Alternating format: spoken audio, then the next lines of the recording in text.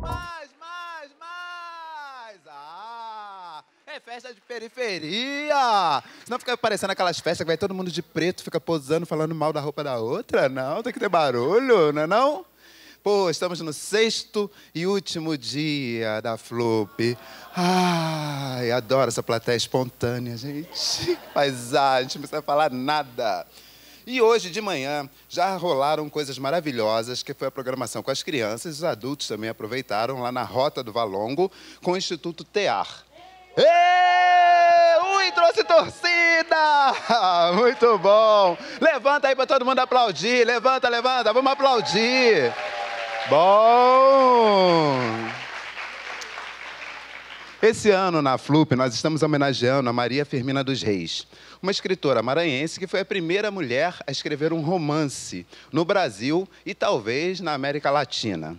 Só que essa maranhense era negra, né? E a gente já sabe como é que eles fazem. Ou eles botam a gente branco ou desaparecem com a nossa existência. Eu estou fazendo um filme agora sobre Joãozinho da Gomeia.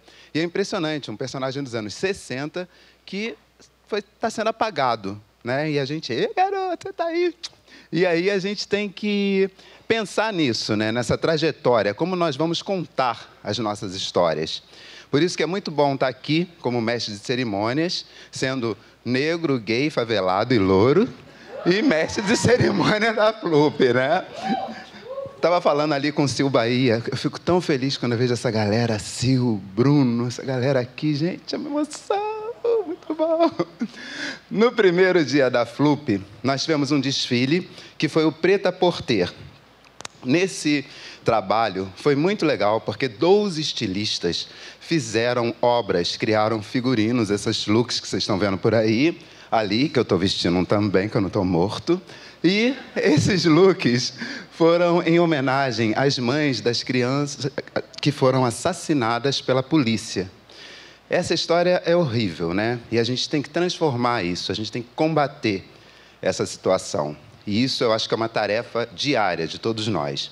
Essas peças estão sendo vendidas. Se vocês comprarem, eu sei que está caríssimo, mas vocês vão ter uma peça única e também vão estar ajudando essa causa, porque todo o dinheiro vai ser revertido para as associações das mães. Beleza?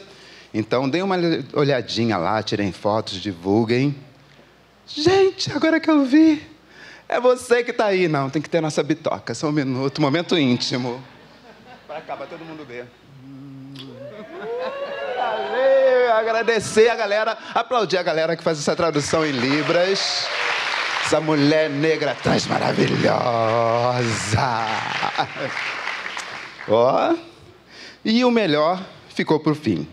Vamos passar o dia com gente como Ana Paula Lisboa. Plateia espontânea. Renê Silva. Espartaco Santiago. Que estarão na mesa, primeira pessoa, que começa daqui a pouco. No intervalo, vocês podem ir lá comer o acarajé da Dona Ana, dar uma passeada, ver a camisa da Poemice. A Poemice fez uma camisa linda com a Maria Firmina. Essa tá baratinha, dá para comprar. E também... Vamos gastar dinheiro, gente. Nós vamos comemorar os 40 anos do Cadernos Negros com Esmeralda Ribeiro. Ai, amei vocês, gente. Vem todo dia. Márcio Barbosa. Yes. Selma Maria, às 4 horas.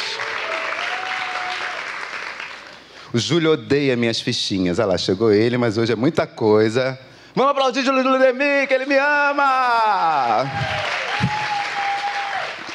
Então, o Clube de Leitura da Zona Oeste ocupa a Flup, encerrando as homenagens a Maria Firmina dos Reis, antes da formatura do Laboratório de Narrativas Negras, que será seguido de um debate com as cineastas francesas Rokhaya Diallo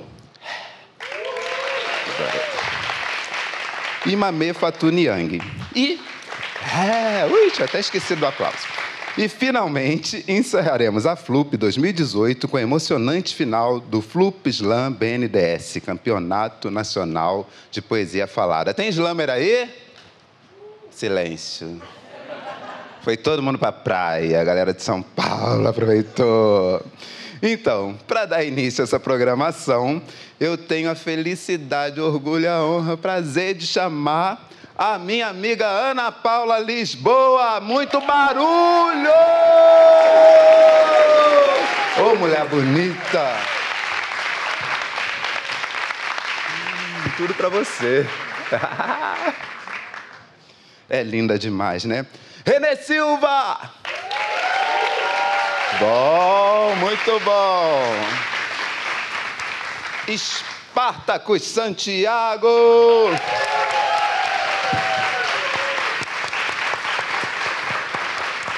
Bem-vindo. Obrigado. E, para mediação, nós vamos chamar Elisiane dos Santos e Valdirene Silva. Mais barulho!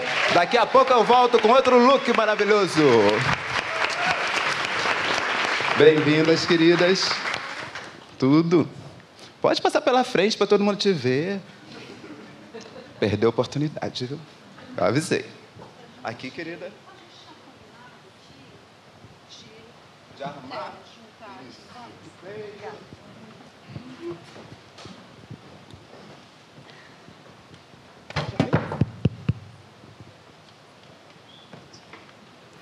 Bom, uma boa tarde a todas as pessoas aqui presentes. A nossa mesa tem esse título, Primeira Pessoa, e tem uma proposta muito importante, né, nesse título. Nós buscamos, nesse momento breve que nós vamos estar aqui debatendo, conversando e ouvindo, né, essas três personalidades tão importantes, né, esses jovens tão representativos, discutir esse protagonismo, discutir a necessidade do negro e da negra falarem em primeira pessoa, ocuparem espaços na sociedade, romperem ciclos de exclusão das suas histórias pessoais, essa sua identidade no mundo do trabalho, na sociedade, e compreender o que é essa sua subjetividade, esse seu ser, essa sua condição de pessoa negra e tudo o que isso significa num processo de tentar estar na universidade, estar nos mais variados espaços possíveis que o mundo do trabalho nos oferece. Então, para iniciar essa nossa tarde, nós vamos fazer aqui uma apresentação nossa, né? E eu começo dizendo, então, que eu sou Valdirene, como vocês ouviram, eu sou procuradora do trabalho há 18 anos, e eu sou uma mulher que foi uma menina de periferia, filha de uma mãe dona de casa, um pai pedreiro, mas que nessa estrutura familiar tem uma referência muito forte de filha, a educação é muito importante. Então, assim, é uma família de nordestinos que vai para São Paulo, constrói a sua vida ali e dá para os seus filhos, para mim e para o meu irmão, essa referência de que a educação era essencial. Então, eu digo sempre, quando me perguntam, né, eu sou uma pessoa privilegiada, porque muitas das pessoas negras do nosso país nascem em famílias que são organizadas apenas em torno de uma mãe, né, com muito esforço para poder conseguir que esses filhos cresçam e se introduzam na sociedade, no mercado de trabalho, se formem. Então, para mim, chegar no Ministério Público do Trabalho foi algo difícil, mas com essa estrada, com essa trajetória. E aí eu gostaria de saber, então, dos meus outros colegas aqui de mesa, Que origem é essa que traz vocês aqui? Quem foram essas crianças negras? Né? A criança Spartacus, a criança Ana Paula, a criança Renê, a criança Elisiane. Começa o Spartacus, que é mais jovem. Obrigado pela pressão.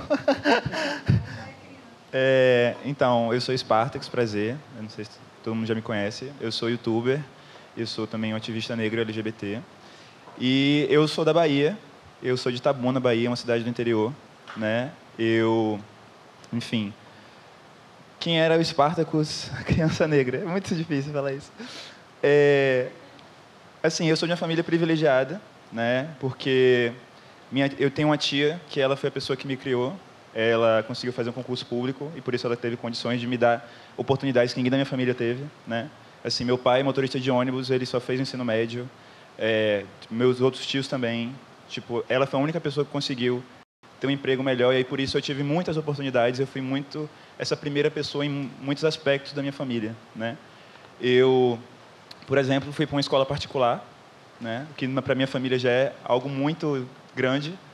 E aí, enfim, nessa escola eu ouvia da minha família sempre falando, né? Estuda para você ser alguém na vida, para você não ficar igual seu pai, para você não virar gari. E aí, assim, existia uma...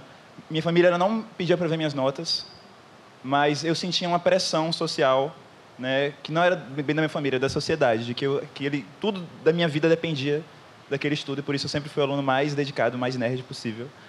E aí eu também fui a primeira pessoa da minha família a entrar na universidade, né, federal. E aí, enfim...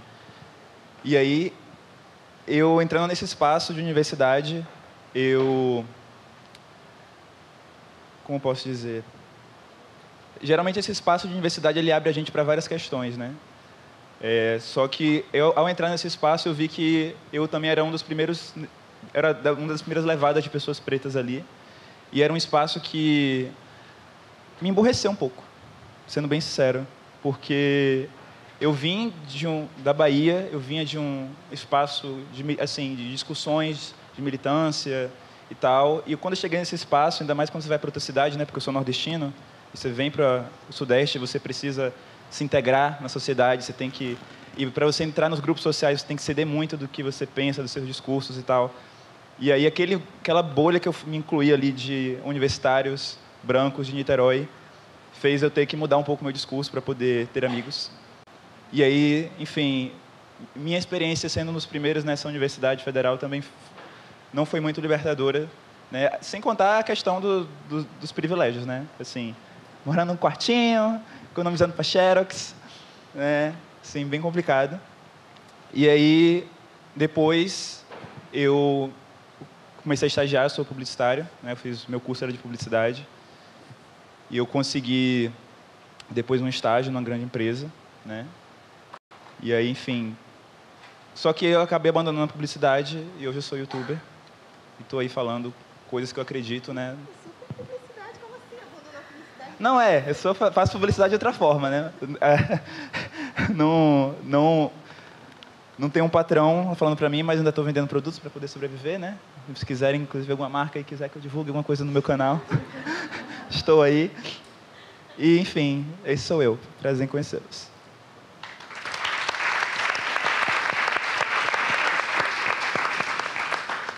Renê falou para falar que ele está ali fazendo um ao vivo. Não, a gente estava brincando que o nome dessa mesa, na verdade, é Não Tem no Brasil.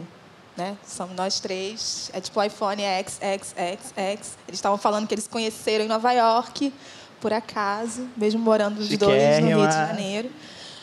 Mas, enfim, eu sou Ana Paula Lisboa, eu tenho 30 anos. Sou nascida na Baixada Fluminense, em Nova Iguaçu. Sempre tem alguém de Nova Iguaçu, por favor? Sempre, em qualquer lugar do universo que você for, vai ter alguém de Nova Iguaçu. Que bom, é ótimo. Eu já encontrei gente de Nova Iguaçu assim, em lugares... Quando não sou eu, né? Meus pais... Minha mãe é do Rio, meu pai é de Nilópolis, e eles se conheceram lá na Baixada. Eu morei lá, enfim, no iníciozinho da infância. E meus pais se mudaram a vida toda. Então, a gente foi nômade durante muito tempo. Moramos em outra cidade da Baixada, na Zona Oeste. Uma das minhas lembranças mais antigas, assim, e depois também na Zona Norte, então uma das minhas lembranças mais antigas é quando eu morei no Meier, na casa da minha madrinha, e eu correndo assim na vila que ela morava, que hoje em dia eu vou lá e eu dou 3 passos, e antes era gigantesco. E depois, a minha primeira infância, assim, até o início da minha adolescência, eu morei no Morro da Formiga, na Tijuca. Nessa época, a gente morava na casa da minha avó, na verdade, minha bisavó. Fui criada por uma virginiana, que a gente estava ali também brincando, que toda a maioria da pessoa da mesa ou era de peixes, ou era ascendente, ou era lua em peixes, então ia ser uma mesa bem profunda. E, para mim, como pisciana, foi importante, eu sempre falo, ter sido criada por uma avó virginiana. Acho que a minha trajetória, depois eu fui entender, né? Como uma filha de Exu, está muito ligada aos encontros, as pessoas que eu encontrei nesse caminho, inclusive Júlio e Écio, que estão por aqui. E aí, se não teve privilégio, tiveram os encontros. E eles é que continuam, na verdade, me guiando. Hoje, deixa eu ver. Aí eu entrei na universidade. Aí eu fui para o TA, a Renata também está ali, que foi também parte da minha formação. Com 14 anos, então tive uma formação adolescente paralela à escola, uma formação em arte, em cultura e educação. Então, o que, na verdade, me formou mais do que a escola, e foi muito importante para mim. E aí eu entrei na universidade com 17 anos. Na verdade, meu primeiro dia de aula foi no dia do meu aniversário, de 18 anos. Quase morri com a professora, falando que o amor não existia, no primeiro dia. Bolsista do ProUni, da Estácio de Sá. E depois, acho que eu meio que... Não sei se eu emburreci na universidade, mas eu também não me desiludi, mas é porque eu fui fazer educação, eu fui fazer letras, licenciatura, que eu também nunca tinha pensado em fazer. Queria fazer comunicação, queria ser jornalista, queria escrever. E aí acabei ganhando uma bolsa para letras. Falei, deve ter alguma coisa parecida. E fiquei enlouquecida quando eu comecei a estudar a educação de uma forma mais profunda, e a literatura também, porque eu já escrevia. E, na verdade, eu não me desiludi, mas como eu estava muito na prática já, nesse meio tempo eu acabei me tornando coordenadora de metodologia da Agência de Redes para a Juventude, em que eu fiquei durante 6, 7 anos.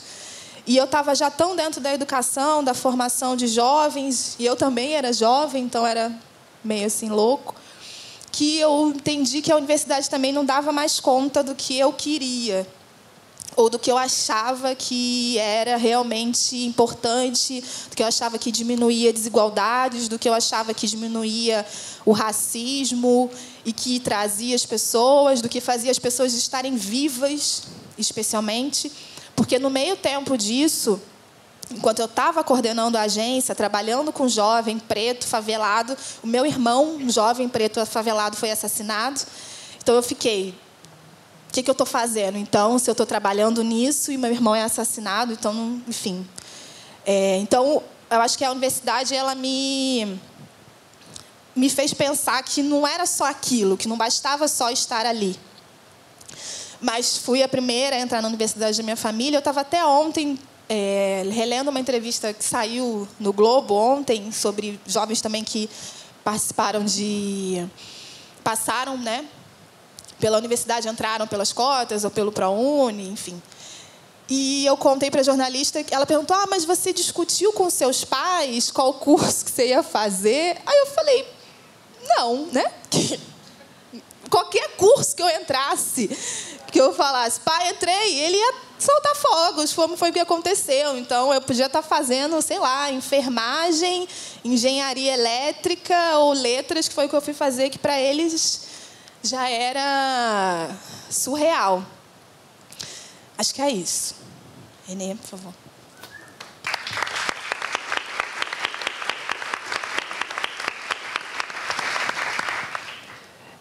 Boa tarde a todos.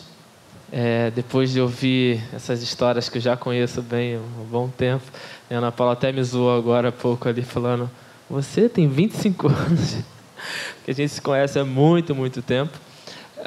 Minha história começou um pouco parecido com a de basicamente todo mundo está aqui na mesa e também que está participando aqui do evento na plateia.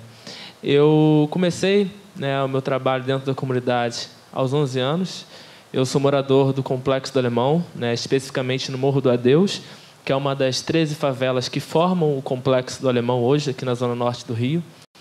E eu, com 11 anos de idade, comecei a perceber, lendo jornais, assistindo televisão, ouvindo as rádios, que não existiam nada falando sobre as favelas, não existia nada falando sobre o lugar onde eu vivo, nada sobre as pessoas que ali moram. E quando falava, era sempre sobre a mesma coisa. Violência, mortes, tráfico, polícia, toda essa história que a gente está acostumado a ver no cotidiano da mídia. Então eu comecei a pensar o que eu podia fazer para tentar mudar aquela situação, o que eu podia fazer ali para tentar mudar aquela história.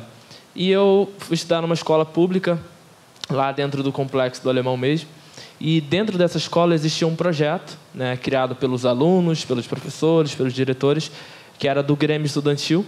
Dentro do Grêmio Estudantil existia rádio, jornal e um blog da escola. E eu percebi que eles estavam conseguindo resolver muitos problemas sociais de dentro da escola, como a falta de manutenção da quadra, falta de material didático, falta de merenda, diversos problemas da escola. Eles estavam resolvendo através dessas redes, seja do jornal impresso que criaram para a escola, da rádio escolar ou do blog. E eu comecei a conversar com diretores, professores, pedindo apoio, para criar também alguma coisa para a minha comunidade, para fazer alguma coisa. Mas eu era muito novo, 11 anos, então o pessoal, uma criança ali querendo fazer alguma coisa, então eles não deram muito crédito. Mas eu fui insistindo, insisti por várias e várias vezes, até que uns 3 meses depois do primeiro pedido, eu consegui fazer um jornal para a comunidade. Detalhe que eu não tinha computador, eu não tinha impressora, eu não tinha câmera fotográfica, eu não tinha absolutamente nada. E a escola deu todo o suporte. E o jornal foi crescendo, Eu, pelo fato de ser muito novo, com 11 anos, outras crianças se aproximaram, Meu irmão tinha 9, meus primos que tinham 8, 7, queriam fazer parte do jornal de alguma forma. Alguns até por interesses pessoais, por exemplo, meu primo falou: eu quero entrar no jornal porque a quadra de futebol precisa de uma manutenção, o campo precisa disso. Então ele entrou para o jornal com o objetivo, acabou continuando, dentro do Voz. E aí o jornal surgiu, começou a crescer, começou a resolver muitos problemas sociais dentro da comunidade. E com todos esses problemas sociais sendo resolvidos dentro da comunidade, criou uma preocupação muito grande da minha família, os meus pais, a minha mãe, minha avó, meu avô, todo mundo muito preocupado com tudo aquilo que estava acontecendo, porque quem fazia isso geralmente eram ONGs, associações de moradores, pessoas mais velhas, adultos, deputados, vereadores, enfim, e não uma criança ali de 11 anos. Então eles ficaram muito preocupados com a minha segurança, com a minha situação ali, e pediram para eu tomar cuidado, com tudo que eu fosse escrever, começaram a olhar o que eu estava escrevendo, mas não se metiam tanto, só falavam: toma cuidado com o que você vai fazer, porque sua família toda mora aqui dentro da comunidade. E o jornal foi crescendo, eu fui crescendo também, e aí em 2010, quando aconteceu aquele momento da ocupação do Complexo do Alemão, eu estava usando o Twitter, eu sempre gostei muito das redes sociais. Meu primeiro acesso à internet foi dentro da escola. O primeiro computador que eu mexi foi ali na escola, não tinha condições de comprar. E eu criei uma conta no Twitter muito tempo atrás. E aí, em 2010, comecei a narrar, através do Twitter, tudo o que estava acontecendo no Complexo do Alemão. Muita gente deve lembrar aqui daquele momento da ocupação, com a fuga dos traficantes do Complexo da Penha. Então, eu comecei a narrar ali. E daí teve uma repercussão muito grande, o jornal cresceu, minha história começou a ser mostrada não só no Rio, no Brasil, e o jornal começou a crescer e eu pude expandir ele, não só pelo Morro do Adeus, para o Complexo do Alemão, mas também para outras comunidades onde a gente atua hoje em dia.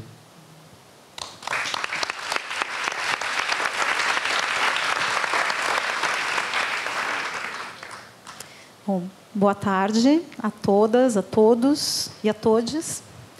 Eu sou Elisiane, né, procuradora do trabalho também, participando dessa mediação. E aí queria dizer para vocês que a mediação também é em primeira pessoa. E, por isso, a gente também vai falando um pouco das experiências, né, que nós tivemos. E aí, antes de falar um pouquinho do como foi minha trajetória, eu queria só registrar aqui, fazer um agradecimento, né, à FLUP, ao Écio Júlio, especialmente, por essa... Mais uma vez, a gente está nessa parceria, né, o Ministério Público do Trabalho, é o 2º ano que a gente realiza uma ação em conjunto aqui com a FLUP, nessa iniciativa tão importante. E a minha primeira pessoa, assim, é uma trajetória um pouco maior, que eu sou de uma geração anterior, né, tenho 45 anos, venho de uma família de 6 irmãos, né, eu era a mais nova de 5, depois tive uma irmã 15 anos, depois, quando eu tinha 15 anos, já a gente teve, adotou, né, uma criança, e tive uma irmã, então, mais nova do que eu, de uma família do Rio Grande do Sul, né? Nasci em Porto Alegre, mas sempre vivi em Canoas, que é uma cidade próxima à capital, então essas cidades satélites, cidades periféricas, né? Com uma condição social e econômica difícil, bastante difícil, né? Como eu era mais nova, eu já fui na década ali, nasci em 73, já peguei uma geração de pessoas trabalhadoras que tinham uma condição um pouco melhor, pelo menos uma casa já, né, em condições adequadas para viver, e numa condição em que os meus irmãos mais velhos trabalhavam, né? Aquela situação, você trabalha para pagar o estudo, né, se conseguir, porque também não tinha todo esse incentivo para a gente estudar, né? Era aquela coisa meio assim, esse nosso lugar aqui já é um lugar que tem uma dignidade, né? Então, assim, tá bom.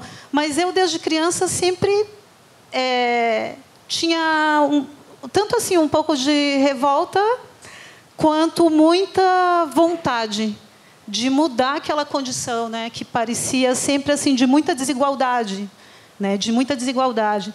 Então, acho que isso fez com que eu tivesse passado por muitas situações de resistência mesmo. Por exemplo, eu trabalhei, fazia docinho para vender, pagar a faculdade, quando entrei na faculdade. Trabalhei cuidando de criança, quando eu era criança, né, também trabalho infantil. Aqui, um dos convidados relatou isso. Com 14 anos, na época, né, o trabalho era permitido a partir de 14, e aos 12 anos você podia ser aprendiz. Então, fiz 14 anos, já vou fazer a minha carteira de trabalho, porque eu preciso trabalhar. Aí, lembro que a minha mãe falou assim, pode assinar, falou para o meu pai, pode assinar, porque vai ser muito difícil ela, né, conseguir um trabalho. Então, fui correndo atrás, então, assim, trabalhando e, né, matando aqueles leões, indo para a faculdade, percorrendo, entrei nova, né, com 16 anos, percorrendo trajetos de 1 hora e meia, morava em Canoas, estudava em Canoas, numa região distante, trabalhava em Cachoeirinha, então pegava o ônibus, que chamava Avenida do Trabalhador, 1 hora e meia de trajeto. Trabalhava já nessa época ingressa no Tribunal Regional do Trabalho, né? 8 horas, depois mais um ônibus, 2 horas até chegar à faculdade, assim, uma realidade, né, que é muito comum, acho que a todos nós, né, que vem de uma origem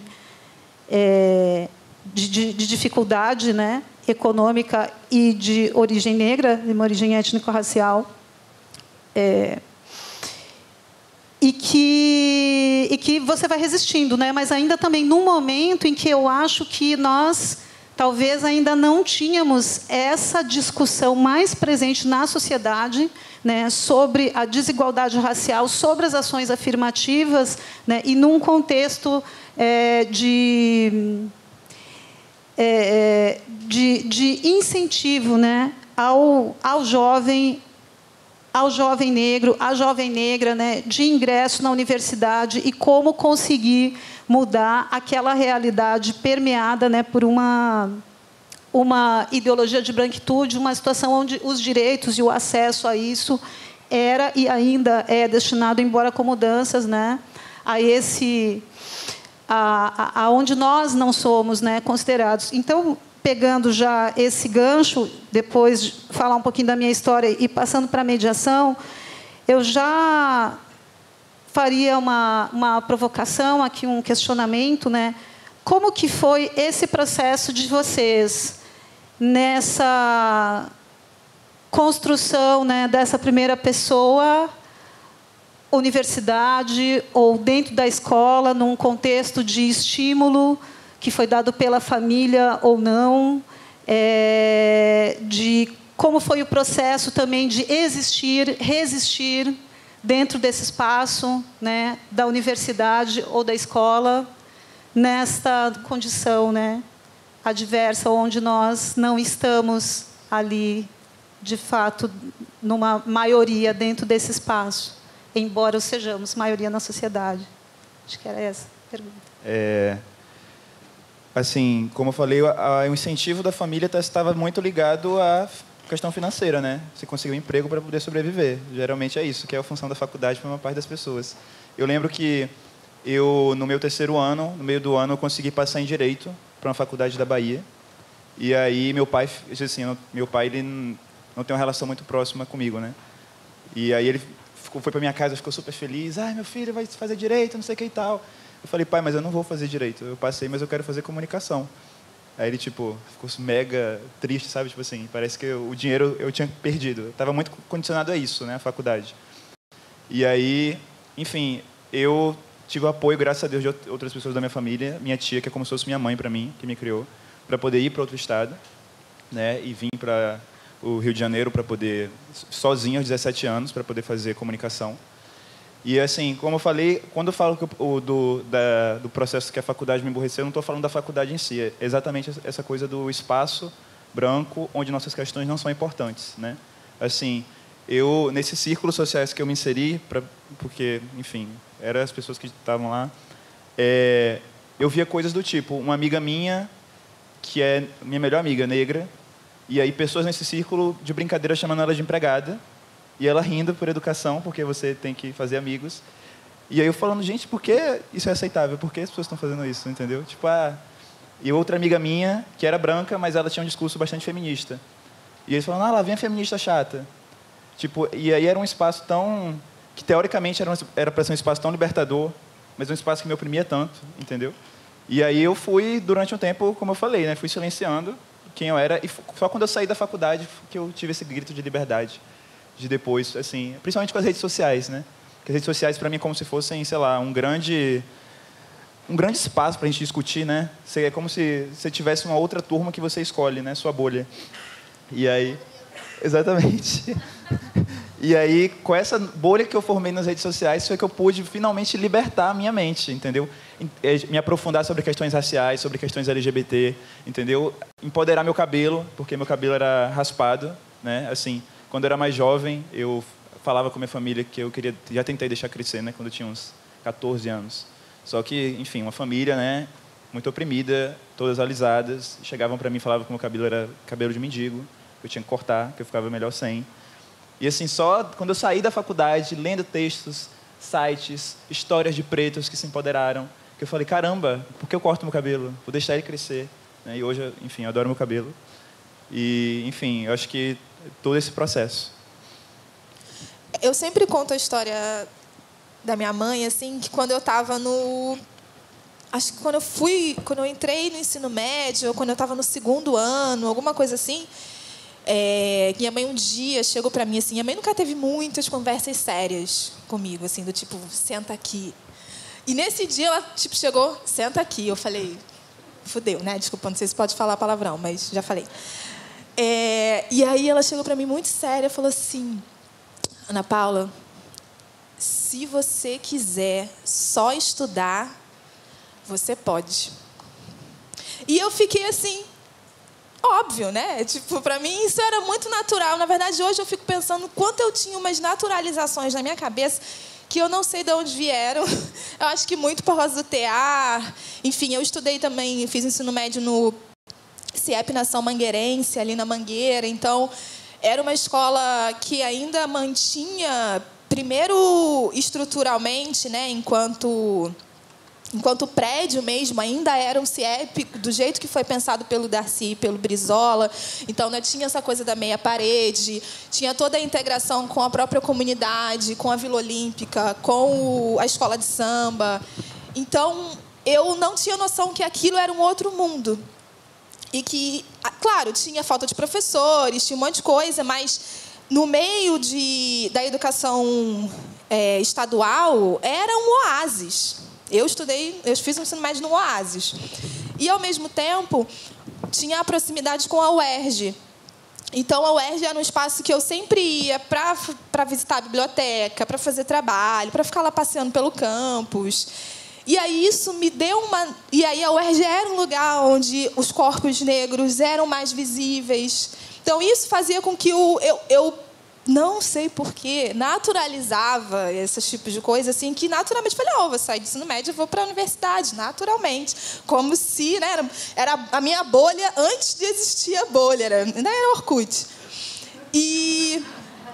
E aí eu só hoje consigo pensar, né, há pouco tempo foi que eu parei para refletir sobre essa fala da minha mãe, porque minha mãe começou a trabalhar como empregada doméstica com 15 anos, que era ali a idade que eu estava. Então, ela chega para mim e fala, olha, você não precisa fazer isso, era sim para ela E eu achando que óbvio, né, mãe? Eu vou fazer o quê? Vou trabalhar com o quê? Não sei nem fazer nada. Tipo, eu lembro das minhas tias e primas que ficavam horrorizadas. Tipo, Ana Paula só estuda. Quando que a Ana Paula vai arrumar um trabalho? E eu estudava de manhã e passava a tarde inteira, de 2 às 6, 7 da noite, fazendo teatro e dança e literatura. E as pessoas ficavam horrorizadas na minha família. Tipo, como assim? Kátia, deixa a Ana Paula ficar fazendo isso. Mas era também meu pai, muito incentivador. Tipo, não, vocês não vão fazer isso. Meu pai falava muito isso para mim e para minha irmã, que é 1 ano e meio mais nova. Assim, eu até escrevi sobre isso, que era... A gente não estava nem pensando em transar. E a fala do meu pai era... Mesmo se vocês engravidarem, vocês não vão sair de casa. E a gente ficava assim... Tu vai engravidar aonde? Era tipo... Mas era também o jeito dele de dizer... Olha, vocês vão ficar aqui até eu achar que vocês têm que sair. Vocês estão aqui. Da mesma forma, minha mãe. Então, acho que esse entendimento dessa minha trajetória e, enfim, de tudo isso que passava pelo meu corpo, de alguma forma muito sobrenatural, foi muito natural. E eu só passei a pensar realmente sobre isso mais tarde. Acho que quando eu comecei a trabalhar diretamente com os jovens que eram parecidos comigo, que tinham trajetórias parecidas com as minhas, mas que eu olhava e falei, não, eles não têm a mesma estrutura familiar, ainda que a gente tivesse déficit de um monte de coisa, só disso, né? Eu estava vendo esses dias uma fala sobre privilégio, um cara negro falou isso, ele falou, da onde eu venho, só de você ter pai e mãe em casa, você já é privilegiado. E eu não tinha parado para pensar sobre isso também. Então, eu acho que, quando eu comecei a trabalhar com esse jovem, sabendo que eu era parte daquele território, daquela história, e ao mesmo tempo que eu estava distante, foi quando eu falei, estou aqui, né? E o que eu vou fazer a partir daqui para diminuir essa desigualdade, para trazer outros, porque eu acho que a nossa fala, assim, eu acho que a nossa intenção, ou deveria ser a de todo mundo que acessa determinados lugares, é trazer outros, para você se sentir. A gente fala muito sobre a solidão da mulher negra, mas que não é só uma solidão afetiva, uma solidão em mesas, né? Você ser a única negra na mesa. Você ser a única mesa dando aula. Giovana está aqui dando aula dentro da universidade. Você ser a única negra, sei lá, você vai tomar uma cerveja num bar que tem lá a cerveja artesanal que você gosta e você entra... Você é a única negra. Então, trazer outros, nem que seja para sentar na mesa do bar com você, é isso que a gente quer, assim, isso que a gente precisa até.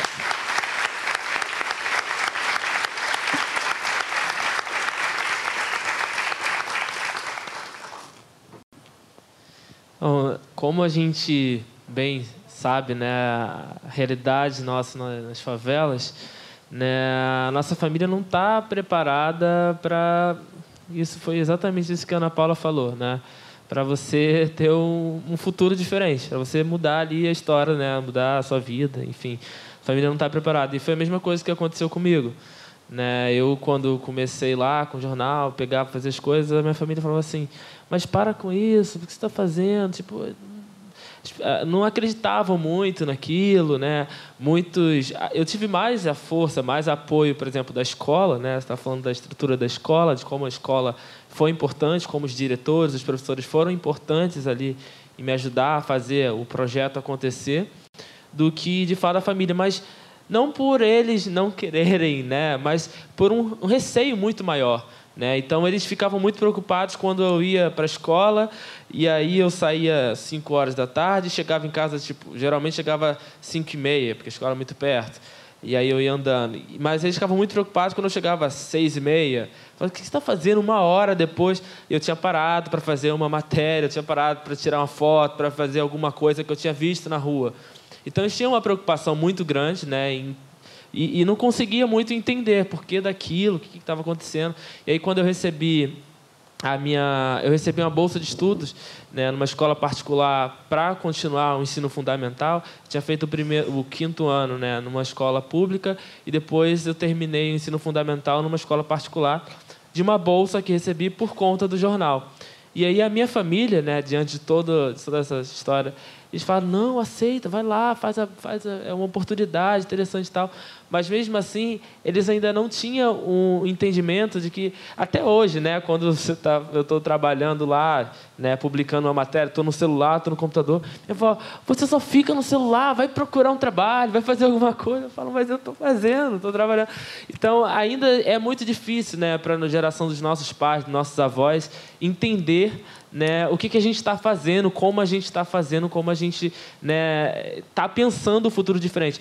Mas, apesar, né, disso tudo, de termos aqui exemplos, de termos aqui na plateia outros exemplos, ainda hoje, se você chegar numa escola pública, se você chegar numa creche, se você chegar num ambiente, né, de crianças e adolescentes, muitos ainda vão reproduzir o que os seus pais, o que os seus avós, né, sempre pensaram, não, eu quero ser pedreiro, eu quero ser... Não que não seja uma profissão, mas eles precisam pensar fora da caixa, precisa ter um outro olhar, precisa um futuro diferente. E aí acho que a escola tem esse papel fundamental, né, de abrir os olhos das crianças, dos jovens, para um outro futuro. Mas ainda hoje, quando você vê... Estava vendo outro dia, né, no Caldeirão, estava mostrando a árvore dos sonhos, e aí a árvore dos desejos, né, as crianças com desejos, e aí a maioria das crianças com desejos, né, bem simples, e outras de trabalho, e aí falava assim, eu quero ser igual meu pai, quero ser pedreira, eu quero ser isso, quero ser igual a mãe, empregada, quero... Então, acho que a gente ainda tem um trabalho ainda muito longo, né, de fazer com que as crianças, adolescentes... Mas eu não sei se rola isso com você, Renê, e com Spartacus, acho que sim, que eu vou a muita escola. Porque eu fiquei parando para pensar também sobre isso dos meus amigos que são professores, e que eles chegam para mim e falam, Ana, meus alunos precisam te ver. Eu fico, mas vai me ver para quê, gente? Eles, não, mas eles precisam te ver que existe você, assim, sabe? Tocar em você, pegar no teu cabelo, falar, olha, é possível, sabe? Ser essa pessoa, e não só essa, né? Tem outras possibilidades. Acho que tem a ver com isso, né? Aproxima mais, né? As nossas histórias, de onde a gente veio, de como a gente surgiu, isso aproxima muito, né? Quando você vai numa palestra, você vai fazer uma palestra na escola, você vai fazer um papo com crianças, com adolescentes, isso aproxima muito e faz com que o desejo dessa criança de sonhar seja diferente. Eu acho que é mostrar que existe um outro caminho possível, né? A questão da representatividade, que a gente já falou tanto. Assim, acho que todo mundo, né? Todos os caminhos que eu trilhei é porque eu vi alguém trilhando antes, né? Assim, o meu mix de caminhos é só meu, mas cada passo que eu dei é porque eu fui lá e falei, esse caminho dá certo, alguém já foi antes. E aí, assim, por isso que é muito importante, né? Assim, que as pessoas tenham essas novas referências, porque é muito ausente, né, para muita gente. Eu, por exemplo, quero ser a Oprah. Sim, exatamente. Eu quero ser o RuPaul.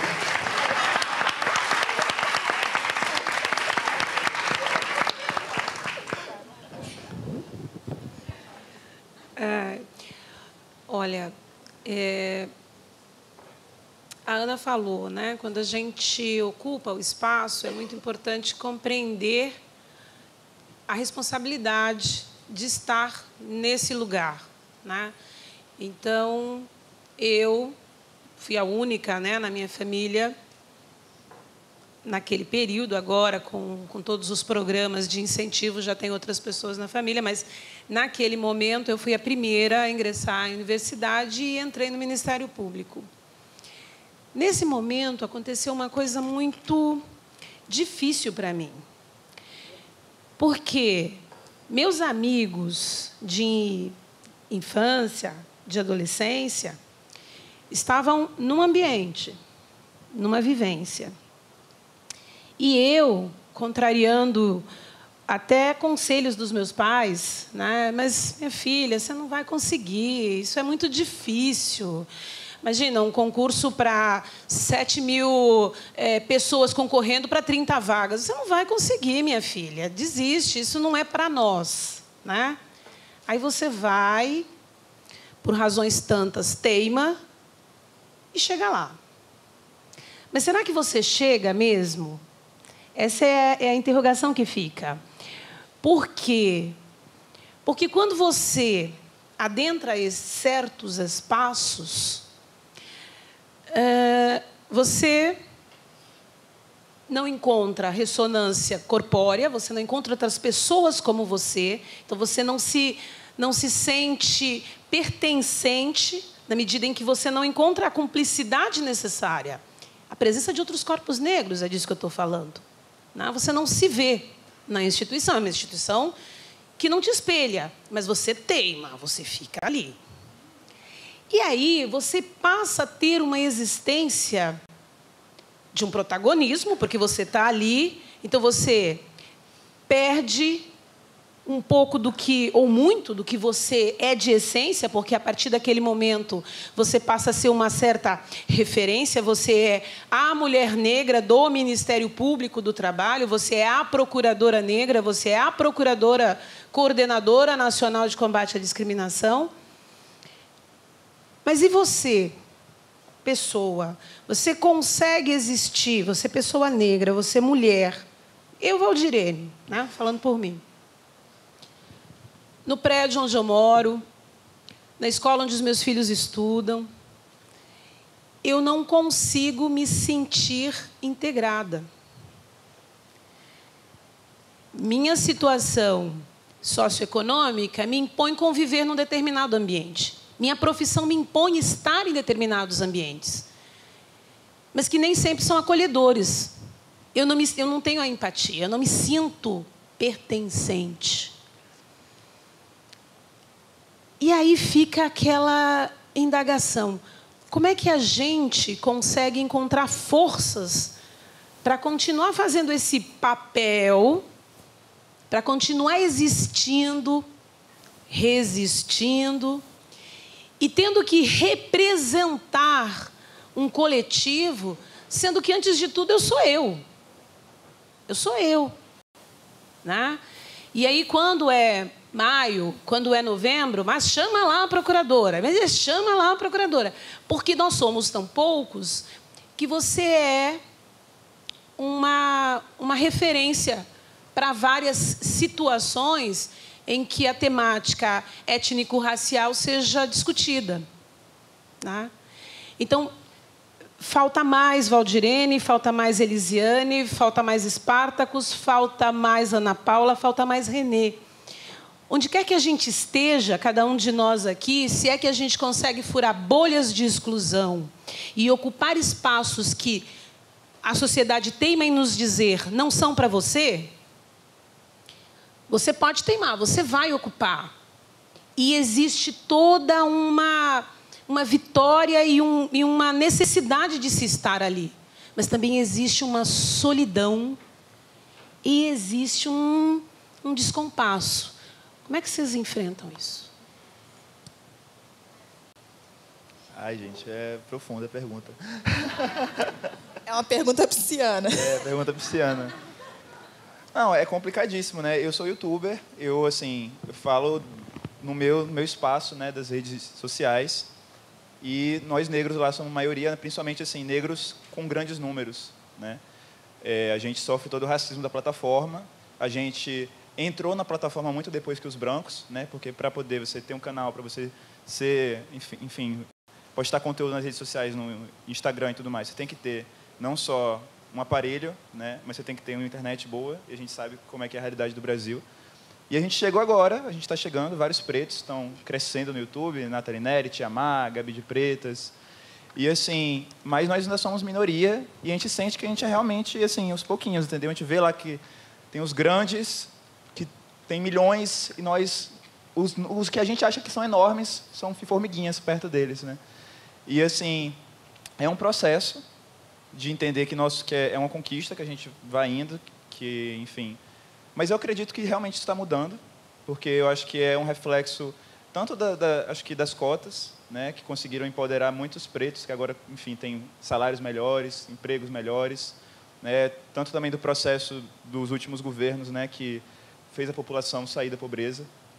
Eu acho que isso está mudando. E essa questão de você falar de preservar a sua essência, eu acho que é muito importante, porque quando a gente entra nesse papel de representar os outros, é um peso muito grande que a gente carrega, entendeu? Eu estou muito nervoso, com medo de falar alguma coisa, porque eu sei a responsabilidade que eu tenho, né? Estou na FLUP. Mas, assim, é muito importante que nós, pretos, a gente também saiba dosar nossa responsabilidade e nosso autocuidado, né? Nossa saúde mental. Eu, por exemplo, eu tenho vídeos que viralizam bastante, que tem milhões de views, e eu falando coisas que incomodam muitas pessoas, e por isso eu recebo muitos comentários muito negativos, né? Pessoas falando coisas muito horríveis. E, assim, eu tenho que bolar estratégias para poder continuar o meu trabalho sem fazer com que aquilo ali me machuque, entendeu? Assim, eu postei ontem uma coisa no Facebook e eu olho lá e dá vontade de chorar quando eu vejo os comentários. É horrível, entendeu? Eu nem olho mais, eu já desativei todas as notificações das redes sociais. A única rede social que eu olho comentário é o Instagram, porque lá é uma bolha. Lá 98% vota no Haddad, entendeu? Assim,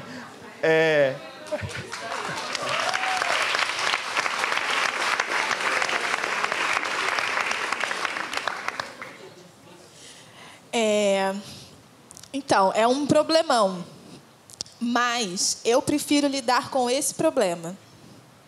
Eu prefiro lidar com o problema de ser rica, não que eu já seja rica, do que com o problema de não ter o que comer. E eu acho que é possível. E eu acho que a gente vai...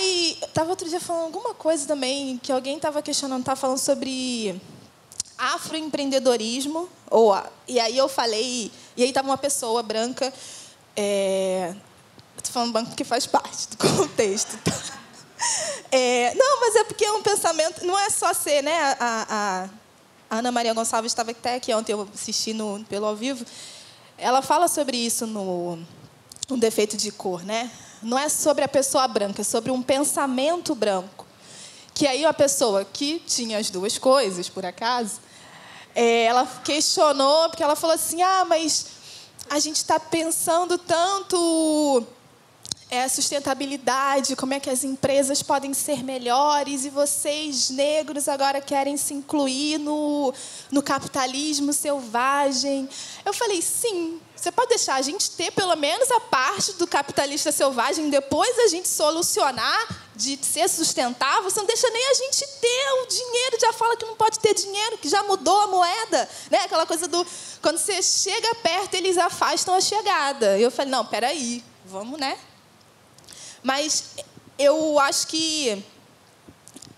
Você fala, né, que o Spartacus traz do autocuidado, assim.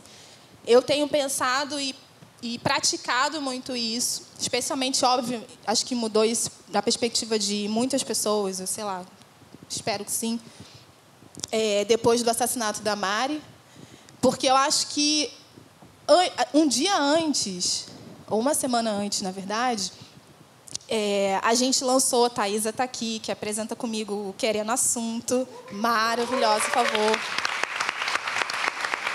E Giovana também, que foi nossa convidada no programa. E a gente, enfim, pensou... Vou contar só um pouco a história do programa, só para contextualizar. Estava um dia eu em casa assistindo Saia Justa, por acaso, assim, né? Zapeando. Na época nem estava a Thaís Araújo ainda, que já saiu, né? Agora está a Gabi, ainda era a Maria Ribeiro. E aí elas estavam conversando sobre alguma coisa muito aleatória. E aí eu olhei aquele programa e falei, por que eu nunca sou chamada para falar sobre isso, gente? Assuntos aleatórios. Eu adoro falar sobre coisas aleatórias. Me chamam para falar sobre coisas pesadas, né? Eu falei, não, eu tenho que falar sobre isso. E aí, como eu quero ser a Oprah, falei, vou então, não vou ficar esperando as pessoas me chamarem, vou criar meu próprio programa. E aí criamos lá o Querendo Assunto, que é um programa, é óbvio, né? São 3 mulheres pretas apresentando, eu, Thaís, a Ellen, sempre convidando uma outra mulher preta. Na primeira temporada a gente teve a Flávia Oliveira, a Giovana, a Diane Lima, estou esquecendo alguém. E a Dríade. Ah, a Nath está aqui, que foi nossa fotógrafa. Por favor, gente, aplaudam a Nath. Ela é maravilhosa. Amor da minha vida. E aí a gente... Era um programa para falar sobre assuntos aleatórios. E, óbvio, né, o nosso corpo preto, a gente não tira isso. Acho que Renata aqui, eu sempre falo da fala do pai dela, né? Que o pai dela fala que esse paletó a gente vai carregar o tempo inteiro, 24 horas de paletó. E mesmo quando a gente fala sobre assuntos aleatórios, a gente está falando sobre quem a gente é. E foi lindo, a gente realizou o programa, foi emocionante, a gente lançou. E a gente ia lançar o primeiro episódio no YouTube no dia seguinte, no dia 15. E a Mari foi assassinada dia 14 e a gente precisou de 1 mês para se recuperar. Mas eu passei a pensar muito sobre isso, que foi... Eu achava que eu já podia falar sobre outras coisas. E naquele dia eu percebi que ainda não. Eu não posso ainda me dar o luxo de falar sobre cerveja, vinho, sapato, flores. A Flávia falou disso também na entrevista dela, de como, às vezes, na coluna, ela quer escrever sobre a primavera, e aí acontece alguma coisa, e aí ela tem que falar disso na coluna, porque ela tem um espaço no Globo, no Caderno de Sociedade, ela tem que usar esse espaço para falar sobre isso. Mas tem que usar esse espaço para falar sobre isso. Eu me identifico muito com isso, porque, como eu sou youtuber, né, aí lá meus seguidores ficam falando assim, faz um vídeo 50 fatos sobre mim, faz, sei lá, um tour pela minha casa. Eu falo, gente, tipo assim, tanta coisa horrível acontecendo. Meu corpo. Meu corpo já todo estigmatizado, ainda quer fazer um tour. Exposto no chão do genocídio da população negra, tipo, não dá, gente. Sim, sim. E como isso é complexo, né? Mas ontem eu estava vendo uma entrevista, até anotei aqui, que era do Jefferson D., que é um diretor de cinema que conseguiu, né, um dos pouquíssimos, talvez o único, que conseguiu levar para um circuito de entretenimento, um longa-metragem só com atores, ou a maioria do elenco negro, e ele enquanto diretor negro. E ele falou uma coisa muito bonita, numa entrevista dele que eu vi ontem, que era: a gente não é nem o Pantera Negra e nem o Zé Pequeno. A gente está no meio do caminho, só que a gente só é representado como um ou como outro, como essas trajetórias extraordinárias, né? A gente tem que ser alguém assim, surreal, um super-herói que consegue carregar tudo, ou para o bem ou para o mal. E a maioria de nós, não, a gente está ali na média. Meu sonho é ser comum. E acho que a minha mudança para Angola foi essa, assim, é muito bom andar na rua e ser comum.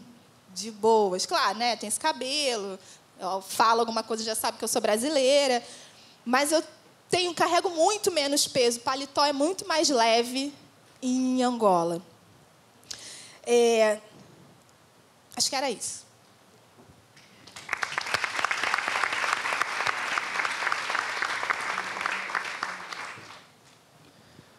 Bom, acho que vocês falaram bastante exatamente...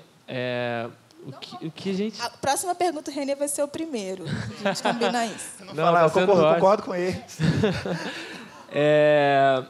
Eu acompanho muito a Ana Paula, acompanho muito o Spartacus, né, nas redes sociais, e a gente vê exatamente, né, que essas pessoas, né, os haters da internet, eles estão em todos esses espaços. Está no espaço do Spartacus, está no espaço da Ana Paula, está no meu espaço, enfim, está na cidade como um todo. E eu consigo perceber muito, né, que essa falta de empatia, né, de se colocar no lugar do outro, né? A gente pôde ver agora, por exemplo, durante as eleições, seja em relatos, em situações que aconteceram, né? Uma pessoa da minha equipe do Voz de Comunidade, por exemplo, estava andando com um adesivo na rua, foi agredida, e quando eu fui publicar, todo mundo falou: aconteceu pra caramba isso, é mentira e tal. Então, assim, tudo isso, né, que a gente vem vivendo. Ontem eu publiquei sobre a situação do guarda-chuva, né? No Rio de Janeiro, a gente andar com o guarda-chuva, do perigo que a gente corre, né, pelo fato das confusões que já aconteceram, né? Confusões, né, sendo confundido com furadeira, né, guarda-chuva, recentemente muleta, lá no Complexo do Alemão, né, a semana passada. Então, tudo isso, né, eu acabei fazendo um post, porque minha vizinha, ela chegou para mim e falou assim, eu estava subindo, era 11h30 da noite, subi na rua, e ela assim, toma cuidado com o guarda-chuva. Aí eu, como assim? Toma cuidado com o guarda-chuva, porque hoje eu fui buscar a minha filha na creche, e eu estava com aquele guarda-chuva grandão, né, porque para eu colocar ela tem que ser um maior.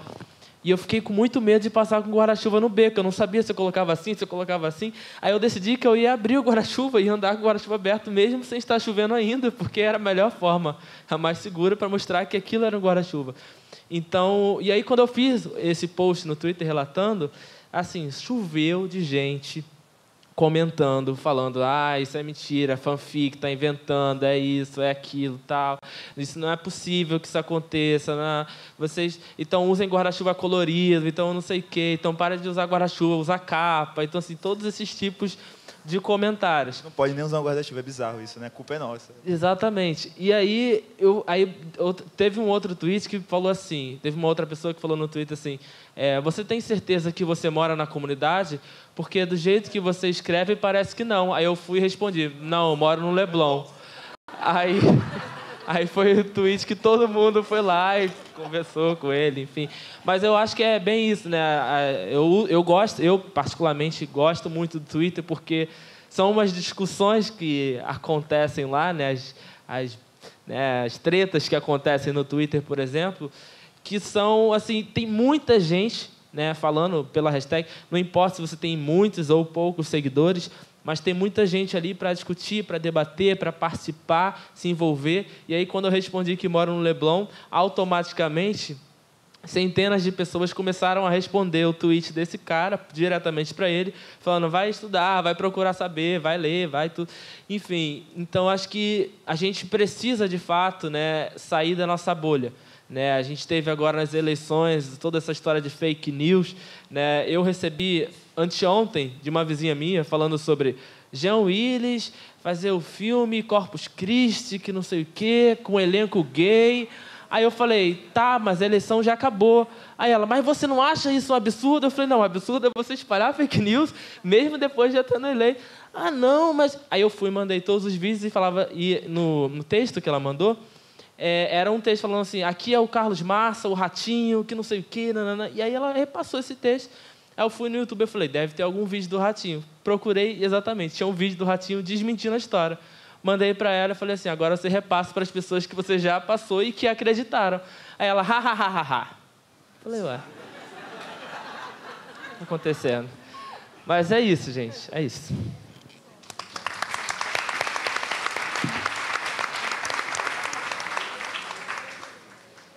Bom,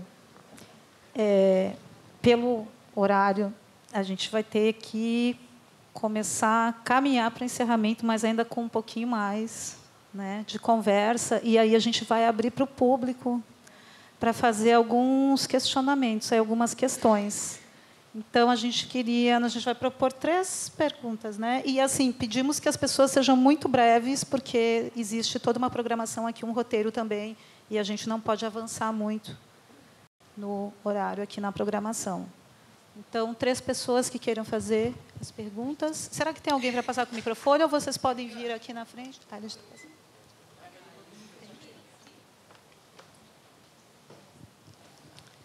Boa tarde. Obrigada. Eu sou professora da Escola Pública do Rio de Janeiro. Qual foi o colégio que você estudou? Alcides Gaston. Tá. Eu trabalhava no CAIC, ali dentro da Praça do Terço. A pergunta é a seguinte, a mesa é primeira pessoa, né? Mas vocês carregam uma pluralidade, né? Ninguém aí tem só a sua fala pessoal. Para onde vocês vão levar as suas pluralidades no futuro, mediante todo esse panorama que nos apresenta? Os professores já não podemos mais falar nas salas, né? Então, como é que vocês vão levar essas pluralidades? Para onde vocês vão levar?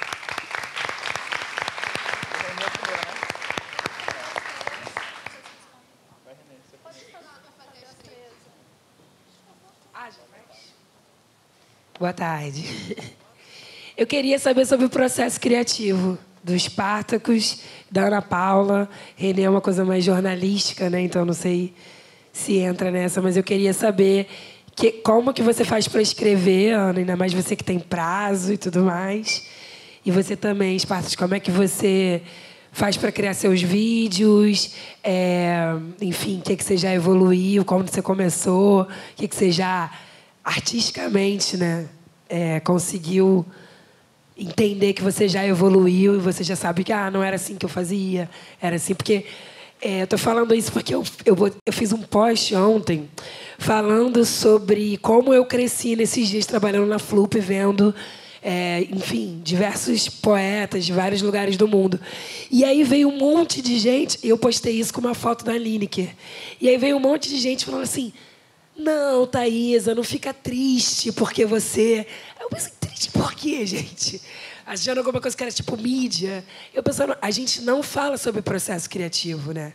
A gente não fala que a gente estuda a arte, que a gente pensa isso e que a gente pode sempre crescer com isso. Então, eu quero saber como que vocês fazem para criar o trabalho de vocês. Oi. Tá, vou levantar para todo mundo ver. Eu não acho que não dá para a gente, como a Ana Paula falou, dá para a gente falar dessas coisas que são o vinho e as coisas que a gente também quer fazer e usufruir da vida. Mas eu gostaria muito de saber das utopias de vocês, né? Eu também sou professora, sei que a gente está com uma delicadeza de ter uma resistência resiliente para a gente não se colocar, né, no front, porque a gente já está, né? Nossos corpos já são os corpos marcados. Então, a gente tenta se preservar de alguma maneira, mas a gente está resistindo e a gente tem que ser mais inteligente ainda. Mas vamos dizer que esse tempo passou, que a gente vai resistir, que a gente vai alcançar. Quais são as utopias de vocês, sabe? Acho que a Oprah é muito legal, Ana, mas eu acho que você vai dar um negócio muito mais incrível que ela. E aí, o que seria algo mais incrível, entendeu? Eu quero ouvir. Passa pelo processo criativo.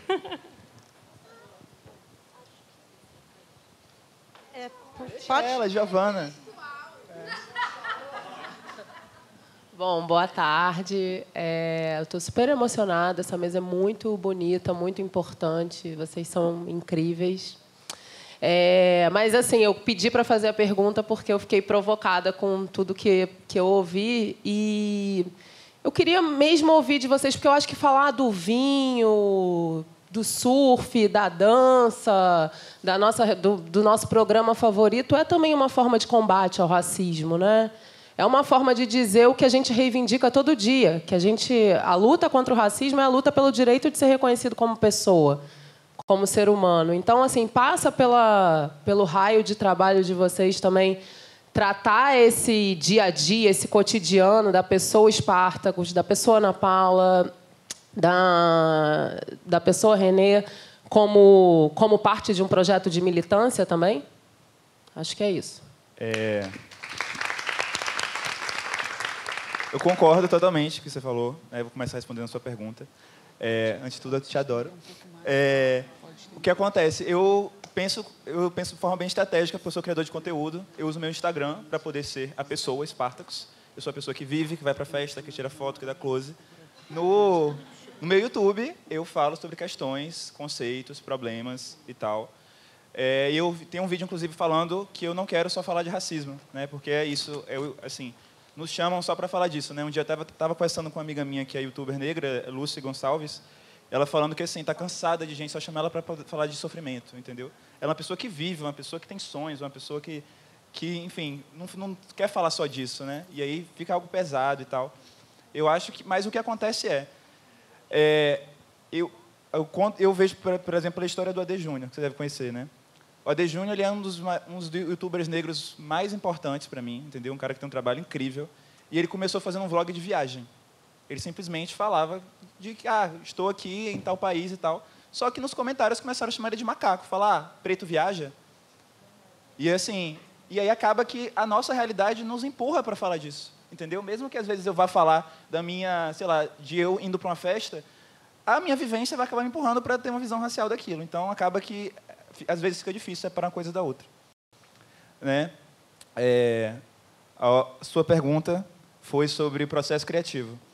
Eu tenho muitas questões que eu quero falar, muitas questões que eu acho importantes, mas a experiência que eu tenho é que muitas vezes são só importantes para mim.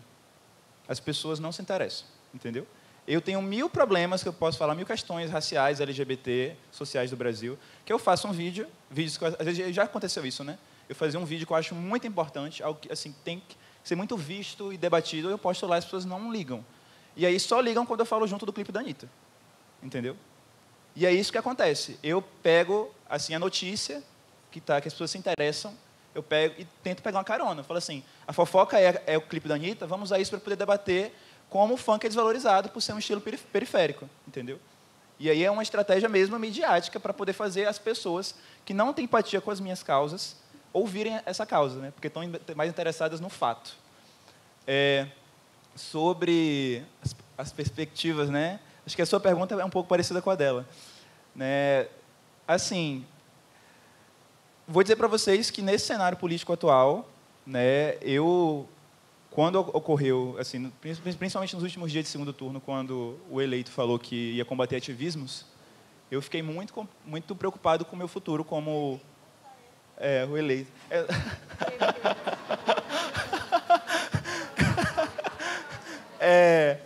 Quando ele falou que queria combater ativismos, eu fiquei muito preocupado com o meu futuro como criador de conteúdo, porque esse é não só a raiz do meu trabalho, mas a raiz de quem eu sou hoje. É isso que me dá propósito, entendeu? Se eu passasse agora a fazer vlog falando de cabelo, de, sei lá, não tem como separar uma coisa da outra, entendeu? Eu ia me sentir esvaziado e eu tenho um pouco de medo, entendeu? Porque eu sei que é difícil eu falar da questão racial sem falar de questões políticas, entendeu? Não tem como separar uma coisa da outra. Por isso que meu vlog eu não vou ficar falando só de, assim, respeito quem faz isso, mas no meu vlog eu não consigo falar só de questões afro e LGBT. Política, para mim, é algo necessário. E, assim, o que eu acredito é que a minha palavra difícil, a pluralidade de falar desses temas, eu vou continuar, eu acho que a gente tem que continuar a resistir, porque, assim, o objetivo deles é calar a gente. Se a gente já fizer isso por conta própria, a gente já deu a vitória para eles, né? E aí, assim, é resistir e não ter medo, porque, sendo bem sinceros, o nosso medo, né? Assim, a gente não pode comparar o medo que a gente tem hoje em dia com o medo do pessoal da ditadura, entendeu? Assim, lá naquela época, a pessoa era presa, a pessoa ia para os porões lá e não tinha um celular de alguém para filmar, entendeu? Aqui a gente está com outras ferramentas, a gente tem como combater. O meu primeiro vídeo, eu não era ninguém, assim, eu não tinha nenhum seguidor. Eu postei no meu Facebook pessoal um vídeo, em 2 dias teve 4 milhões de views.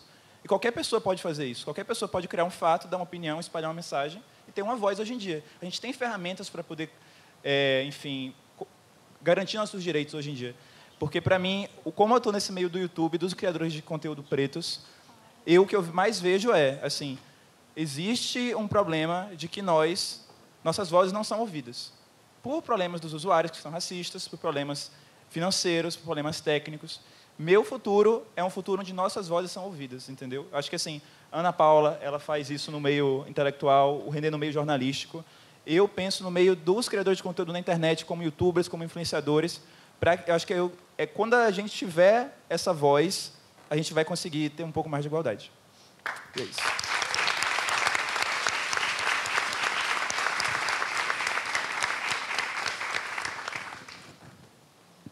Bom, foi falado sobre as questões, né, que a gente fala, né, fora do racismo, fora, né, do preconceito, né, o nosso cotidiano. Né, no meu caso, né, dentro das minhas redes, né, dentro do Voz da Comunidade, né, porque o Voz é um jornal impresso, tem as redes sociais, a gente tem conteúdo jornalístico, né? E como a gente faz para que as pessoas entendam, né, outros assuntos, que as pessoas vejam outros assuntos. Quando a gente fala, por exemplo, de empreendedorismo, quando a gente fala, a gente tem colunistas, né, que escrevem artigos de opinião. Agora, durante esse período eleitoral, por exemplo, a gente colocou muitas questões, muitos assuntos que estavam sendo debatidos pelos presidenciáveis, e a gente colocou isso como artigo de opinião, explicando para que as pessoas possam, de fato, entender outros temas, né, para não ficar especificamente só no único tema, só vamos falar de racismo, vamos falar disso, vamos falar de outros temas que tem um plural aí muito grande. E o Voz também faz, né, outras atividades. A gente tem concurso de beleza, a gente tem concurso de gastronomia, a gente tem, né, inventa ali e mostra isso tudo. E o mais curioso disso tudo é que as próprias pessoas, né, que moram nas favelas, né, as próprias pessoas da comunidade, elas não conseguem ainda hoje enxergar como aquilo é necessário que se fale sobre essas questões, né? Porque falar, mas ninguém está se importando com isso. Quando eu vou na rua, por exemplo, fazer uma matéria, sei lá, esgoto a céu aberto, problema do lixo, seja um problema social da comunidade, as pessoas falam, mas isso aí está há 1 ano, ninguém fez nada, ninguém vai resolver, não vou falar sobre... E a gente fala, não, é importante que a gente fale, que a gente... Ah, não... Então, assim, eu acho que, assim, quando as pessoas falam assim, o problema das favelas é a violência, né, as mortes, né, isso tudo, eu acho que você quer unificar ali, né, quer simplificar ali, né, mas acho que a gente tem inúmeros outros problemas sociais, como saneamento básico, de transporte, problemas ligados à água potável. A gente, no Complexo do Alemão, em 2018, século XXI, na cidade, na capital do Rio de Janeiro, ainda tem gente no Complexo do Alemão, por exemplo, que não tem água encanada, que carrega baldes de água de um lado para o outro, né, para tomar banho, para fazer comida, para fazer tudo isso. Então, de fato, é muito complexo. Então, a gente fala sobre esse cotidiano, né, sobre a nossa vida, e de uma forma em que, né, todos esses assuntos, preconceito, racismo, né, tudo isso seja falado e debatido, né, dentro do contexto, dentro do que a gente quer passar. Empreendedorismo, gastronomia, né, concursos de beleza, enfim, como for. O lugar do estado ideal, né, a utopia, eu acho que a gente tem... eu, por exemplo, né, como voz da comunidade, todo ano a gente se reinventa, todo ano a gente pensa nosso processo criativo, né, que foi a sua pergunta, né, como a gente cria, como a gente se reinventa, como a gente faz isso tudo acontecer, né. No nosso caso, a gente pensa muito, a gente tem algumas metas, né, no ano, né, o que a gente quer fazer, né, qual o nosso foco. Esse ano vamos focar em saneamento básico, então vamos focar em pautas que tratam de saneamento básico e que tragam, de fato, resultados, que mostrem que isso foi resolvido, os problemas foram resolvidos dessa forma, dessa. O foco em empreendedorismo, vamos mostrar histórias de empreendedores e que isso possa inspirar, né, motivar outras pessoas a também fazer isso. E expandir. Né, o Voz da Comunidade ele começou no Morro do Adeus, né, que é uma das 13 favelas que formam o Complexo do Alemão, e depois, né, 5 anos depois, a gente foi para todo o Complexo do Alemão, que são essas 13 favelas, e hoje a gente está atuando em 10 favelas aqui no Rio de Janeiro. A gente tem 3 na Zona Norte, 3 na Zona Sul e 4 na Zona Oeste. E essas favelas a gente tem correspondentes, parceiros, pessoas que estão ali fazendo, né, e acontecendo dentro dessas favelas, mostrando o que tem de bom, o que tem de ruim, né, qual é a solução, como a gente pode construir isso tudo. E é um grande desafio diário, né, é um grande desafio. Né, a última pergunta foi sobre a questão de como a gente leva essa pluralidade na primeira pessoa. Né, eu vejo muito, né, quando a Ana Paula falou sobre ir na escola, quando a gente vai nesses espaços e conversa com as crianças, com os adolescentes, a gente tem uma oportunidade muito rica, muito interessante, de fato, de trocar, né, com as crianças ali. E as perguntas, né, vocês que vão também em escolas, são muito curiosas, porque são perguntas que assim, nenhum adulto faz. As perguntas são muito simples, são muito inocentes, né, das crianças ali. Exatamente. Algumas são profundas, que a gente nunca havia pensado antes sobre isso, e aí a criança vai e faz essa pergunta. Então, essa troca é sempre muito rica e faz com que a gente, as crianças, os professores, os diretores, né, a família, que todo mundo possa sonhar e sonhar junto. É isso. Obrigado.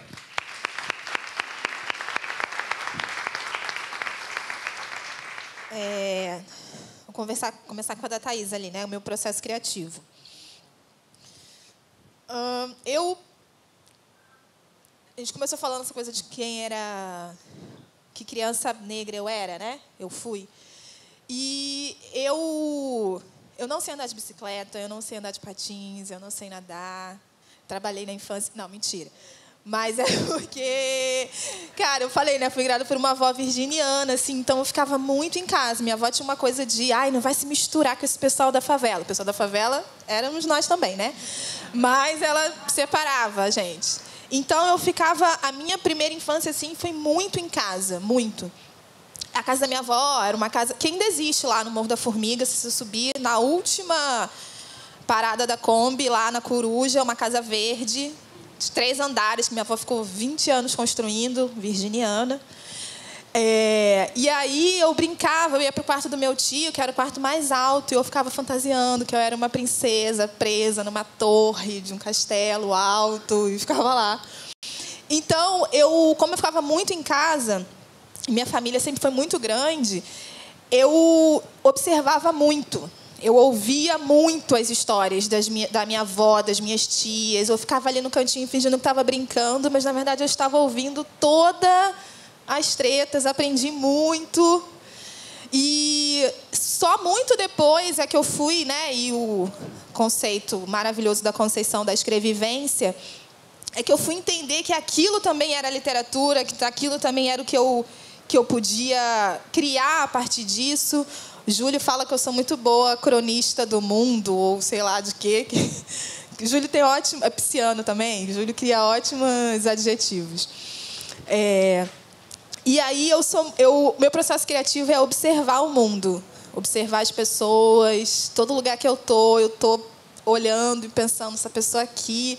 E é isso, né? Uma filha de Exu, cara. As pessoas veem em mim. Eu tô parada fazendo nada. E aí vem alguém e começa a contar a vida e quer conselho. Eu fico, mas Deus, mas por quê? Conversa, eu lembro o meu primeiro conto até, né? 2012, da Flup. É um texto que é uma mulher numa van na Avenida Brasil, falando no telefone, xingando um cara de tudo quanto é nome, que ela é amante dele, e ele fudeu a vida dela, e ela fica na van xingando ele para a van inteira ouvir. E foi meio baseado em fatos reais. Eu falei, gente, isso é muito literatura, não é possível que eu estou aqui à toa. Isso aqui as pessoas, o mundo tem que saber, tem que conhecer a Alice. E, enfim, acho que o meu processo criativo é de estar ligado, assim, o tempo inteiro no mundo. E depois, né, há 2 anos, escrevendo no jornal, também está muito relacionado, né? Eu tento sempre trazer o que eu estou vivendo, o dia a dia. Às vezes eu dou uma fugida e falo de flores, mas lá no finalzinho sempre tem alguma coisa, porque as coisas me afetam muito também. A minha utopia, que é para onde também eu vou levar isso tudo que eu sou. Não sei. E é bom falar das coisas que a gente não sabe, como Giovanni escreveu esses dias. Há umas semanas atrás, foi até antes do segundo turno, eu compartilhei um vídeo, que era um vídeo cômico americano, assim, que ele foi lançado, na verdade, depois que o Trump ganhou nos Estados Unidos. E é uma mulher negra, a Amber, sendo entrevistada por um cara, né? E aí ele fala, Amber, você veio aqui, né, falar esse momento, tá todo mundo muito sentindo muito mal depois que o Trump foi eleito. E a Amber fala, gente, bem-vindos à festa! Vocês não sabiam que o mundo era assim, racista? Meu Deus! E eu falei, gente, eu sou a Amber. Falei, é isso que eu sou, né? Porque é óbvio que a gente fica mal e fica, meu Deus, e agora? Para onde eu vou? Vou para os porões. Mas, ao mesmo tempo, é uma desconstrução, tentando, óbvio, não naturalizar a dor, o sofrimento e tudo isso que o corpo negro passa desde que ele nasce, né? Mas, ao mesmo tempo, é um lugar de, cara, essas pessoas sempre existiram na minha vida. Nunca achei muito diferente, não. Mesmo quando eu achava que estava, vinha um negócio e dava uma banda. Então, o bom é que agora a gente conhece o tamanho do problema, né? É isso. Eu acho que para mim está sendo ótimo saber quem são essas pessoas. Pelo menos agora eu aqui, ó, marquei, fiz minha lista. Deixei de seguir várias pessoas no Instagram. Então, eu acho que o que eu vou tentar fazer, como a Amber falou, é continuar viva, é continuar produzindo, é continuar seguindo, é continuar fazendo as coisas que eu acredito. A minha vida tem uma coisa que eu falo, minha avó me criou e minha mãe me criou para ser diferente do que elas foram. E eu acho, por um lado, isso muito cruel, porque você criar alguém para não ser o que você é, eu acho isso de uma crueldade muito grande com o ser humano. Mas, ao mesmo tempo, porque aí você se considera como ruim, né? Então, tipo, não seja isso que eu sou hoje. Mas, ao mesmo tempo, eu penso que, então é isso que eu vou ser. Então, eu vou ter que romper esses ciclos em várias questões, em vários aspectos, não só acadêmicos, não só profissionais, mas também internos, muita meditação, yoga e ebó, para seguir a vida com uma saúde mental, enfim, minimamente equilibrada, dependendo da lua. Aí a pergunta da Giovana, né? Cara, eu sou eu. Eu não sei. A gente estava até lá atrás falando, né, que um amigo meu, uma vez eu ia fazer uma apresentação, estava super nervosa, e ele falou, Ana, mas você não é atriz, você não vai interpretar ninguém, você só tem que ser você mesma, né? Aí eu falei, puxa, mas não é. Então, assim, eu até tento, às vezes, né, tá um pouco mais blogueirinha, mas, cara, eu sou eu, assim, então... E também é um processo meu, essa coisa que eu estava falando do rompimento, também romper as amarras que a própria militância nos traz, de coisas que você acha que você não pode fazer, que você não tem direito, que o seu corpo não está liberado para isso. E não, peraí, minha avó me criou para ser o que eu quisesse ser. Eu sou filha de um pai leonino. Meu pai arrumava a gente para ir ali na esquina e falava, não, meus filhos lindos. Então, assim, eu tenho que, né, mais do que qualquer coisa, eu tenho que honrar a minha família, que é o meu sangue, primeiro de tudo. Quem me sustentou e me botou aí, me fez, enfim, rodar. Então, algumas amarras que eu ficava, não, isso aqui eu não posso fazer, não, isso aqui eu não posso falar, isso aqui, não é o momento. Eu tento sempre pesar, porque eu acho que se você não entende que o seu corpo preto é político também, você se deslumbra e, né, sai sei lá para onde. Ao mesmo tempo, se você pensa a militância 24 horas por dia, você adoece. Então, você tem que estar num equilíbrio ali entre o que é uma coisa, o que é outra, o que é, o que não é. Senão, a gente não vai sobreviver. E a gente é feito para morrer, né? De alguma forma. Ou é o que esperam da gente. Então, acho que eu tento sempre romper alguns lugares que dizem que são meus e eu falo, não é isso. Acho que é isso. Obrigada.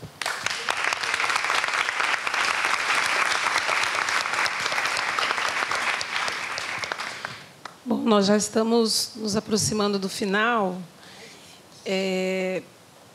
mas quando a gente começou a discussão, a gente foi lá na origem, né, na infância, e aí vocês falaram de trabalho, de família, do que vocês projetam para frente, para o futuro, com a conjuntura atual.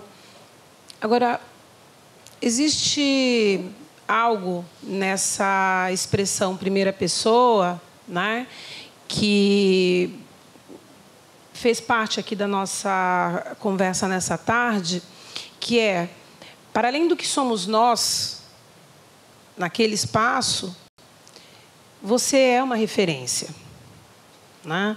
Então, na minha fala, quando eu dizia da solidão, do fato da gente, infelizmente, hoje não ter tantas pessoas negras ocupando os lugares devidos, os espaços, né, de gestão, de mando na nossa sociedade que deveriam ocupar, né, leva para cada pessoa que consegue uma atuação de projeção, e cada um de vocês aqui é um exemplo disso. Vocês são referências para os novos jovens negros e negras que estão Brasil afora, tentando romper essa bolha, tentando enfrentar a animosidade de um ambiente acadêmico, tentando enfrentar a dificuldade dos processos seletivos, discriminatórios, excludentes. Então, já para finalizar, como última fala de vocês, o que é que vocês diriam para esses jovens, lembrando até de referências, como Spartacus falou, né? A sua caminhada reflete muito das suas referências, de quem foram essas referências, né? Então, agora que vocês são as referências, eu gostaria que vocês, nesse lugar de primeira pessoa, deixassem uma fala, uma mensagem para esses jovens que estão caminhando para também avançar e enfrentar e vencer esse racismo que, infelizmente, ainda existe na nossa sociedade. Primeira coisa que eu diria é que, assim, já passou a época que ficar falando de racismo é coisa chata, entendeu? Aproveitem que agora a gente é ouvido e usem essa voz, entendeu? Porque, assim, eu lembro quando eu era mais jovem, quando eu estava na escola, que ainda tinha esse negócio de, lá vem uma pessoa falando de racismo. Alguns espaços ainda pode ser assim. Mas aproveitem esse momento agora, porque são vozes necessárias, entendeu? Somos poucos, os poucos que têm são valorizados. E todo mundo aqui é um criador de conteúdo em potencial. Todo mundo aqui pode ser um grande youtuber, pode ser um grande influenciador. E eu acho que a gente tem um problema, assim, que é construído socialmente de autoestima. Né? Assim, a gente se acha feio, a gente não tem autoestima intelectual, a gente acha que a gente é burro, né? Enquanto, sei lá, o colega branco ele fez mestrado na Europa, não sei o que e tal, e você acha que você não tem propriedade para falar, que você vai falar errado. Não é para pensar assim. Eu já fiz até um vídeo, tem no meu canal, falando 10 dicas para youtubers iniciantes. Assim, acho que essa questão de você, às vezes, ter medo de falar, já é o primeiro silenciamento, entendeu? A gente tem que falar, e se falar errado, tudo bem. Eu já falei coisas erradas no meu canal, entendeu? Já fiquei debatendo a etnia da Anitta, entendeu? Assim, coisas que eu me arrependo. Mas, assim, é um processo de crescimento.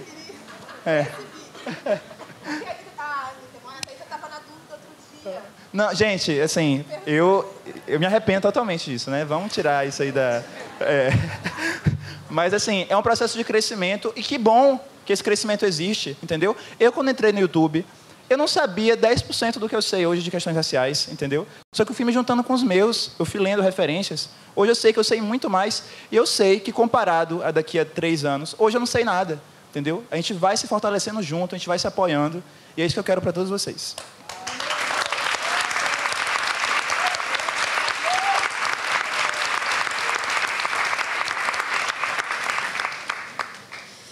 Tá, meus conselhos.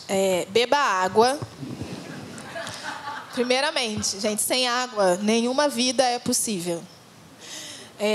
Durma o necessário que seu corpo precisa. Eu, por exemplo, preciso dormir mais do que as outras pessoas do mundo. Beba café, também é importante. Ajuda. Faça atividade física, encontre, sei lá, nem que seja um samba. Acredite em alguém ou algo que é maior que você, que não é dessa esfera física. Encontre seus pares. Encontre pessoas em que você possa confiar, até para chorar e para ser frágil. E mude a sua perspectiva do que é sucesso. Porque eu aprendi isso, assim, de que se a gente parear o sucesso aos brancos, a gente vai estar sempre na merda. Porque é impossível você... Eu tenho amigas, muito amigas, de 30 anos, brancas, que já estão no pós-doutorado, ou sei lá, e eu fico, ai, gente, meu diploma. Mas é isso, assim, a minha perspectiva de sucesso tem que ser a minha perspectiva de sucesso. Então, eu já sou muito bem-sucedida e todo mundo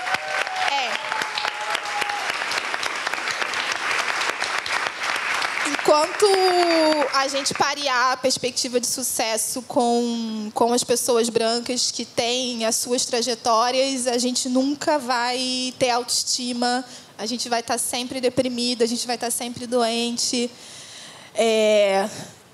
Acho que eu botaria também, repita aquelas frases tipo Ho'oponopono de autoestima, porque isso mudou muito também minha vida, especialmente quando eu fui morar em África, em Angola, porque lá, desde a primeira vez que eu fui, as pessoas olhavam para mim, não importava se ela estava de chinelo, se ela estava com a trança já mais velha, assim, ela olhava para mim daqui de cima. E isso eu falei, uau! Enquanto aqui, mesmo quando você está se achando mais maravilhoso, tem que fazer uma força para estar aqui, né? Então, acho que a gente se perde muito nisso também. Acho que talvez o último seria não arrume muitas tretas. Cansa. Não sei.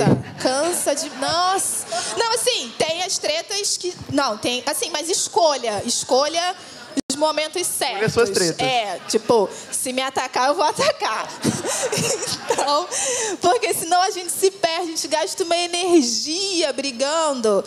Que eu falo, gente, se eu ficar brigando com todo mundo, qual o tempo que eu vou ter para me concentrar em ser rica? Não vou ter. Eu preciso minha meta é essa. Mas, enfim, acho que é isso. Vamos fazer um vídeo, tutorial. Acho muito útil. Acho que é isso. Obrigada.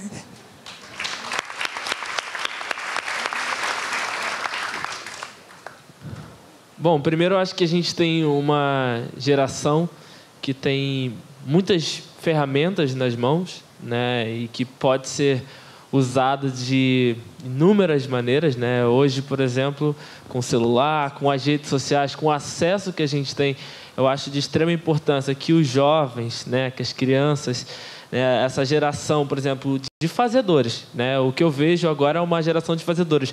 Não uma geração que está pensando assim, eu preciso fazer esse edital, eu preciso fazer isso, eu preciso criar um projeto. Não, é uma geração que está, de fato, fazendo e está acontecendo muita coisa interessante, né? Um exemplo disso é um fenômeno dos slams acontecendo em várias favelas, em vários espaços aqui no Brasil, né? Batalhas de poesias de jovens, né? O próprio YouTube, as redes sociais, como esses jovens têm usado o funk, principalmente, né? Eu tenho visto, assim, porque a gente às vezes fala assim, mas o funk tá ali, mas tem uma importância muito grande, muito gigante para essa garotada, para a juventude, para a criançada.